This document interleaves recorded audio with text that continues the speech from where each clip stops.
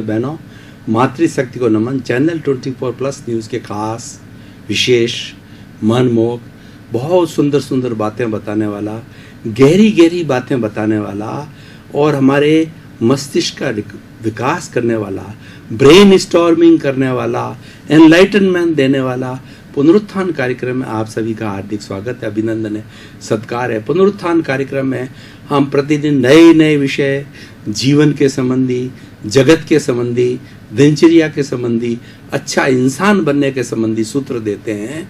तो उसी क्रम में आज हम एक बहुत सुंदर विषय को लेकर के प्रस्तुत दे रहे हैं जो कि समाज से जुड़ा हुआ है।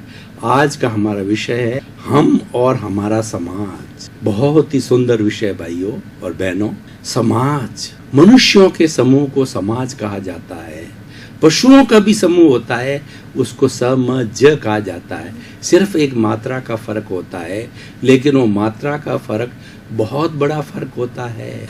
जो पशु होते हैं उनमें विवेक नहीं होता है, वो खाली उनके अंदर जो 9 तरह की संज्ञाएं जो कि हर प्राणी में होती है, वह पशु, पक्षी, पेड़ पौधे सभी में होती है।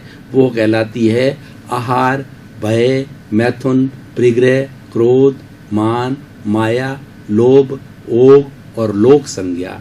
ये प्राणी मात्र में भी होता है, पेड़ होता है उसमें भी होता है, और पौधा होता है उसके अंदर भी होता है, एकेंद्रीय जीव में भी होता है और पंचेंद्रीय जीव में भी ये 9 संज्ञाएं होती है। और उसी के अनुरूप वो कर्म का बंधन करता है, उसी के अनुरूप वो अपन दैनिक दिनचर्या करता है और अपना जीवन चलाता है और आगे बढ़ता है। तो इसीलिए ये हो गया हमारा 9 संज्ञाएं।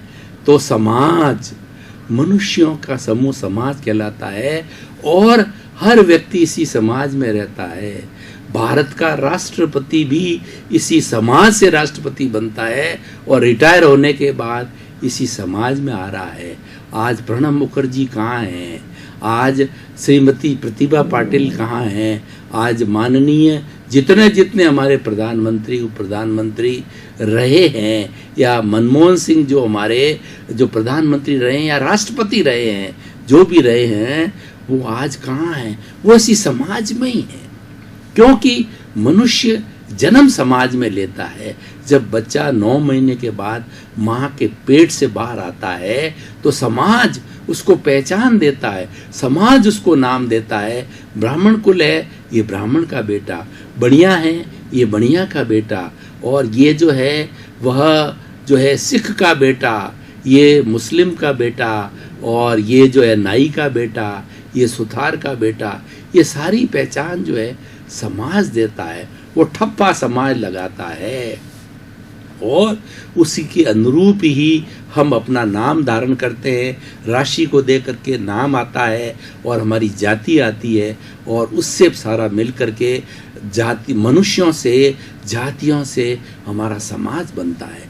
तो बहुत सुंदर है कि हम और हमारा समाज। अब देखिए, हम और समाज ये दूसरे के जो है पूरक हैं, एक दूसरे के जो है ये कॉम्प्लीमेंट्री है, और ये एक सिक्के के 2 पहलू है। इनको अलग नहीं किया जा सकता है, क्योंकि हम नहीं रहेंगे तो समाज कहाँ से बनेगा, और समाज कब बनता है? हमारे से समाज बनता है। इसीलिए ये दोनों का जोड़ा है, हम और समाज का। अब प्रश्न ये है कि इसके अंदर हम समाज को कैसे अच्छा बनाएं और हम शांति से कैसे रहें। देखिए, समाज स्वच्छंदता किसी को नहीं देता है। समाज एक अनुशासन क्रिएट करता है। जहाँ पर अनुशासन होता है वहाँ समाज कहलाता है। विवेके धम्मम आइए, विवेक ही धर्म है। मनुष्य के अंदर और पशु के अंदर जो भेद रेखा है वह विवेक की है।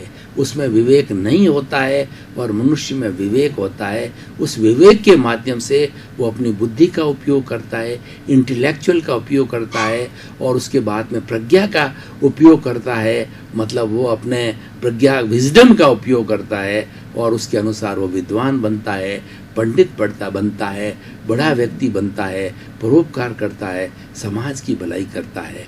तो ये सारा क्या है विवेक उसकी भेद रेखा है। इसी कारण से ये समाज बनता है और समाज एथिक्स के आधार पर बनता है। समाज ने कुछ अपनी परंपराएं निर्धारित कर रखी है, कुछ इस तरीके के हमने नियम निर्धारित कर रखे हैं। उन नियमों के पालन से जो है समाज व्यवस्थित रहता है।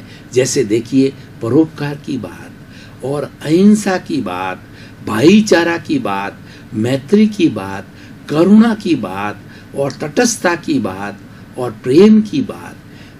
जहाँ प्रेम नहीं है वहाँ समाज में अच्छा व्यवहार नहीं हो सकता। तो कबीरदास जी ने इसके लिए बहुत सुंदर कहा है कि पोथी पढ़ पढ़ जग मुआ और पंडित भयान कोय, ढाई आखर प्रेम का पढ़े सो पंडित हो। यानी समाज को अच्छा चलाने के लिए, उसको जोड़ने के लिए जो धागा है वो प्रेम रूपी धागा है। इसीलिए ये कहा गया है कि जो प्रेम का धागा टूटने नहीं देना चाहिए। ये प्रेम का धागा के अंदर गांठ नहीं पड़नी चाहिए ताकि हमारा समाज अच्छा बने। अब देखिए, समाज के एथिक्स क्या कहते हैं उसकी तरफ हम नज़र डालें, क्योंकि जब तक हम समाज का सांगोपांग अध्ययन नहीं करेंगे तब तक हम समाज के अच्छे व्यक्ति नहीं बन सकते हैं। समाज ये कहता है कि ऐसा कार्य कोई मत करो जिससे किसी को कष्ट हो और दूसरा किसी का हस्तक्षेप मत करो। हर एक के अस्तित्व को स्वीकार करो। ये चराचर जगत के अंदर 84 लाख जीवा योनि जो उत्पत्ति स्थल है, उत्पत्ति स्थान है, सब के अस्तित्व को स्वीकार करो। जब उसके अस्तित्व को आप स्वीकार करोगे तभी आपका अस्तित्व रहेगा। जब हम दूसरे के अस्तित्व को नकारते हैं तो हमारा अस्तित्व समाप्त होता है और दूसरे अस्तित्व को नकारने का अर्थ ये है हम अपने आप को नकार रहे हैं। इसीलिए समाज ये कहता है हर एक के अस्तित्व को स्वीकार करो, क्योंकि इस चराचर जगत के अंदर जितने भी प्राणी हैं, चूहे, बिल्ली, पेड़ पौधे, मनुष्य, वाइल्ड एनिमल्स, छोटे एनिमल्स, बड़े एनिमल, कीड़े मकोड़े, सभी जीते हैं, सभी को जीने का अधिकार है। और इन सब को जो है हमारी नेचर माँ ने क्रिएट किया है। मनुष्य इनका क्रिएशन नहीं कर सकता। कई प्रजातियां हैं, उस प्रजातियों के अंदर ये जन्म लेकर के और जीवन का यापन, पर उन सब की दखल मत करो। हम उनके साथ दखल करते हैं, ये समाज के विरोध कार्य है। अब मैं समाज के विरुद्ध कार्यों की भी कुछ बात करूंगा। समाज कंटक कहा जाता है लोगों को, जो कि समाज द्रोही कहे जाते हैं। वो समाज द्रोही है, वो समाज के दुश्मन है। और जो समाज का परोपकार करते हैं वो समाज के मित्र हैं, वो समाज के हितैषी है। हमको समाज का हितैषी बनना, हम और हमारा समाज टॉपिक है, तो हमें समाज का हितैषी बनना है। और साथ साथ में हम गेय को भी जाने। 3 तरह की बातें होती है, गेय, हेय और उपादेय। हमें समाज कंटकों को भी जानना है, समाज रक्षकों को भी जानता है। ये सारा जो है वो गेय कहलाता है। उसके बाद में समाज कंटक होते हैं, जो कार्य करते हैं वो हेय है, वो छोड़ने योग्य, वो हमें छोड़ना है। और जो समाज का हित करते हैं, समाज की भलाई करते हैं, समाज के लिए परोपकार करते हैं, समाज की सेवा करते हैं, वो उपादेय है, हमें वो स्वीकार करना है। तो इसीलिए भाई और बहनों, आज का बहुत सुंदर एपिसोड है। ये हमें एक अच्छा समाज का ऋण उतारने में, एक अच्छा इंसान बनाने में बहुत बड़ा सहयोगी सिद्ध हो रहा है। उसी की सारी बातें, सारे टिप्स और सारे सूत्र जो है, सारे मंत्र जो है बताए जा रहे हैं। अब देखिए, हम बात कर रहे थे समाज कंटकों की। समाज कंटक कौन होते हैं? जो मानव जाति को दुख देते हैं। दुख कैसे दिया जाता है कि दुख देने के लिए मिलावट करते हैं, वो चोरी करते हैं, वो समाज को लूटते हैं, समाज का शोषण करते हैं, समाज को आतंकवाद की समस्या से ग्रसित रखते हैं और समाज का जो वायुमंडल है उसको प्रदूषित करते हैं, जल को प्रदूषित करते हैं, वायु को प्रदूषित करते हैं और हर चीज़ को प्रदूषित करते हैं। वो भी समाज के कंटक कहा जाते हैं। वो प्रदूषित क्यों करते हैं? अपने स्वार्थ के वशीभूत होकर के समाज के अंदर प्रदूषण फैलाते हैं, पर्यावरण के अंदर प्रदूषण फैलाते हैं। तो ऐसे समाज कंटक जो है, और दूसरा देशद्रोही होते हैं। जासूसी करते हैं, हमारे देश की सारी बात जो है दूसरे देश को बता देते हैं, उससे जो है वो हमारी घर की पोल है दूसरे को दे देते हैं। ऐसे कहा जाता है घर का भेदू लंका ढावे। अगर विभीषण भगवान राम के साथ सहयोग नहीं करता तो कभी भी रावण पर जो है वो विजय प्राप्त राम नहीं कर सकते। इसीलिए घर का भेदू लंका ढावे। हमें विभीषण ने खैर अच्छे के कार्य के लिए किया, बुरा नहीं किया है, परंतु हमें ऐसा कोई भी गलत कार्य नहीं करना चाहिए जो हमारे समाज के लिए बुरा सिद्ध हो। तो इन सारे जो समाज के नियम हैं उन्हें हमें समझना चाहिए और हमें हर इंसान को, हर प्राणी को ये समझना चाहिए कि समाज ने मुझे पहचान दी, समाज ने मुझे नाम दिया, समाज ने मुझे तरक्की दी, समाज ने मुझे सम्मान दिया, तो मेरा फर्ज बनता है कि समाज का ऋण से मैं उऋण रहूं।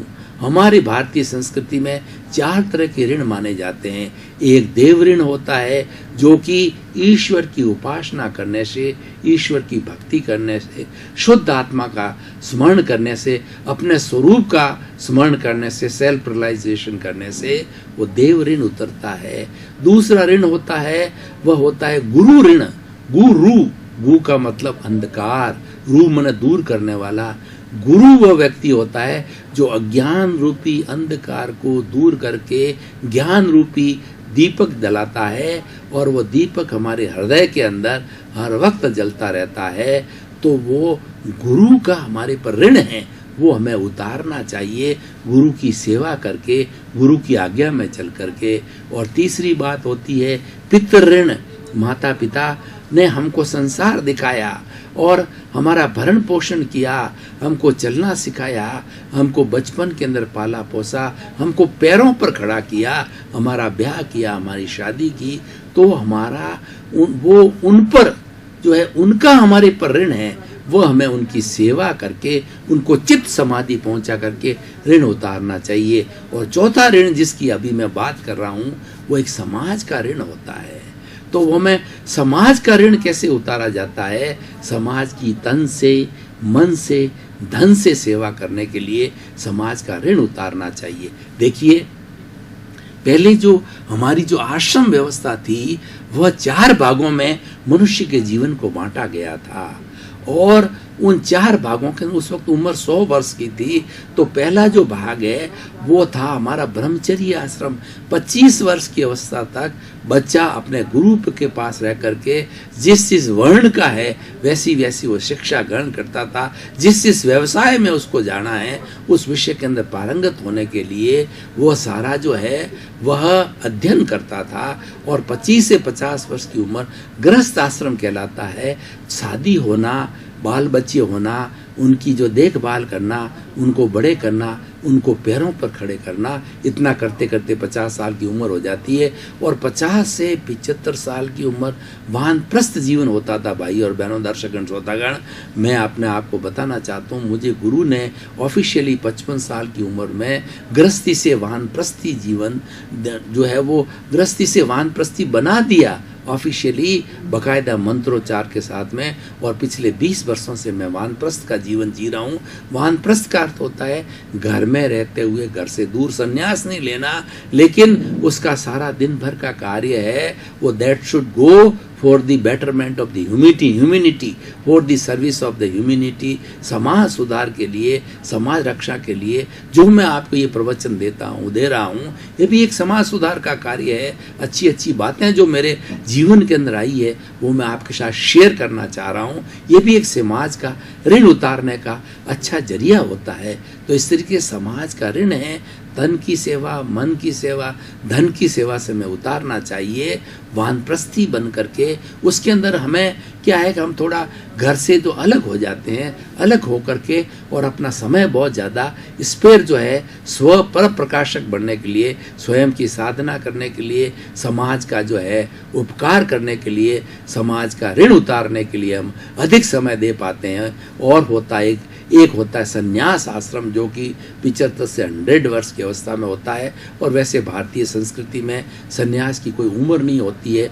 9 साल की उम्र के बाद के अंदर बच्चा कभी भी सन्यासी बन सकता है, लेकिन ये सारी चीज़ों को भोगने के बाद में 100 वर्ष की उम्र तक बताई जाती थी। सन्यासी होते हैं वो परमार्थी बन जाते हैं, उनका घर से कोई संपर्क नहीं होता है, कंचन कामनी से संपर्क नहीं होता है, उनके कोई रिलेशन नहीं होते हैं, और उनके कोई मठ नहीं होता है, उनकी कोई रसोई नहीं होती है। वो तो वसुधैव कुटुंबकम के सदस्य बन जाते हैं और प्योरली 24 आवर परमार्थ का जीवन जीते हैं, संतता का जीवन जीते हैं, और वो दुनिया को अच्छी अच्छी बातें, संतता की बातें बताते हैं। संत के लिए कहा गया है कि संत वह होता है जो शांत होता है।